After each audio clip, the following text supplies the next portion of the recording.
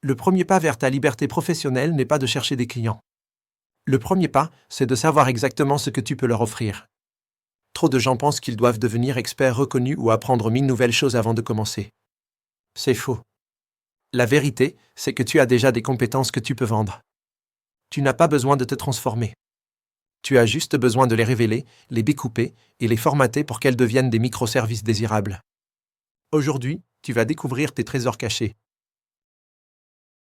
Tu n'es pas là pour vendre un job entier de 35 heures par semaine. Tu es là pour vendre des petits résultats précis, simples à comprendre et faciles à acheter. Exemple. Ne dis pas « Je suis expert SEO depuis 10 ans, Mehdi ». Je vous génère du nouveau contenu chaque semaine pour optimiser votre positionnement sur Google. Ne dis pas « Je suis développeur, Mehdi ».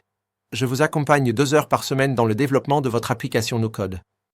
Ne dis pas « Je suis coach agile, Mehdi ». J'organise un point hebdomadaire avec vos équipes pour vous assurer qu'elle avance avec agilité. Plus c'est précis, plus c'est vendable. Prends une feuille blanche ou ouvre une note. Voici l'exercice. Étape 1. Liste ce que tu sais faire naturellement. Qu'est-ce que les gens viennent souvent te demander? Pourquoi es-tu souvent recommandé dans ton cercle professionnel? Dans ton job actuel ou passé, quelle petite tâche fais-tu mieux que les autres? Exemple. Écrire des emails clairs. Faire des photos professionnelles. Faire des posts LinkedIn engageants.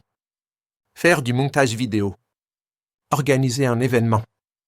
Tondre la pelouse. Enseigner les mathématiques. Étape 2. Pense en termes de résultats. Pour chaque compétence listée, demande-toi: quelle est l'action concrète que je peux proposer à un client? Est-ce que cette action se termine par un résultat précis que le client peut quantifier? Exemple. Si tu as des compétences en publicité en ligne, tu peux vendre des mises en place de campagnes Google Ads ou Meta en 3 jours.